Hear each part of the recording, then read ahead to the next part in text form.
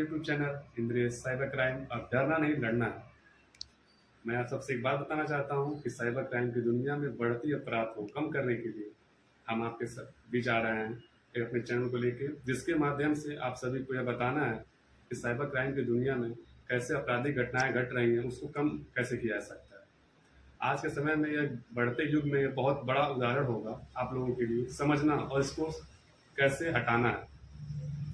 Cyber hackers जो हैं हमारे मोबाइल, लैपटॉप, कंप्यूटर आदि के थ्रू सभी चीज़ों को हैक कर लेते हैं और हमारे आपके बीच रहकर हमारे आपके बीच का पैसा ले लेते हैं, हमको पता नहीं चलता है। तो सबसे बड़ा उदाहरण मैं देता हूँ, एनसीआरबी की जो रिपोर्ट है 2018 से बढ़ती क्राइम रेट हुई है साइबर क्राइम में, जो कि घटा नहीं है और यह दिन प्रतिदिन बढ़ता जा रहा है। जो हमारे और आपके बीच में उसको कम करना है। यह चैनल के माध्यम से मैं आपको बताना चाहता हूँ कि साइबर क्राइम रेट एनसीआरबी का डेटा जो आप गूगल पे देख सकते हैं उसके थ्रू कैसे कम किया सकता है। 2018 का साइबर क्राइम रेट है 27,000, उसके बाद से 2019 में क्राइम रेट बढ़ के 43,000 हुआ, 2020 में क्राइम रेट बढ़ के 50,000 हुआ, अब ये क्राइम रेट बढ़ के 2021 में ये क्राइम रेट 53,000 के करीब हो गया है। तो इसको कैसे कम कर सकते हैं हम? आपके मोबाइल पे किसी भी प्रकार का कोई लिंक, आपके लैपटॉप पे, आपके टैबलेट पे किसी भी प्रकार का कोई लिंक आता है, उस लिंक को छूने से हटे।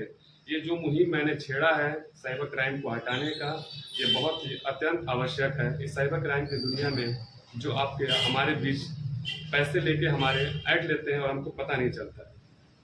पहली चीज़, किसी भी अनयूजुअल लिंक, जैसे किसी भी प्रकार के आपके मोबाइल मैसेज पे आते हैं, इस लिंक पे क्लिक करेंगे तो आपको ये पैसे मिलेंगे, इस लिंक पे क्लिक करेंगे तो ये पैसे मिलेंगे। किसी भी लिंक को कभी भी ओपन करने का प्रयास बिल्कुल मत करिए। और ये सबसे ज़्यादा हमारे छोटे घर के बच्चे या माता पिता या बुजुर्ग ये इसके चपेट में आते हैं। उनका एक जरिया होता है, वो किसी भी तरीके से फ्रॉड करने में पीछे नहीं हटते हैं। उनका मकसद सिर्फ ये है कि हमारे और आपके जेब से पैसे खाली करना। सबसे बड़ा तरीका क्या है इससे बचने का?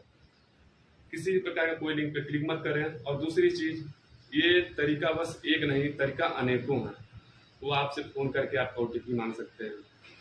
मैं अपना खुद व्यक्तिगत राय बता रहा हूँ और हमारे विभागों के द्वारा सरकारी विभाग के द्वारा भी इस साइबर क्राइम को कम करने के लिए लगभग हर थानों पे साइबर क्राइम हेल्प डेस्क खोला गया है। और इसका मेन मुद्दा यही है कि ऑनलाइन जितने फ्रॉड हो रहे हैं उस फ्रॉड को कम करना है। एनसीआरबी का डेटा गलत नहीं है, वो सिर्फ लिखित डेटा है। जितने डेटा आपको मैंने पूर्व में बताया है वो सिर्फ लिखित डेटा है। बहुत सारे डेटा ऐसे होते हैं कि जिसको लोग रिवील नहीं कर पाते हैं, सबके सामने नहीं ला पाते हैं, जिसके वजह से आपको, आपके परिवार वालों को, आपके शुभचिंतकों को, सबको समस्याएं आती हैं। तो इस प्रकार की किसी भी लिंक से दूर रहिए और प्रयास कीजिए कि किसी भी तरीके से ये हमारे जेब से 1 रुपया हमारा लेना जाता है। इनका मकसद होता है 500 रुपये।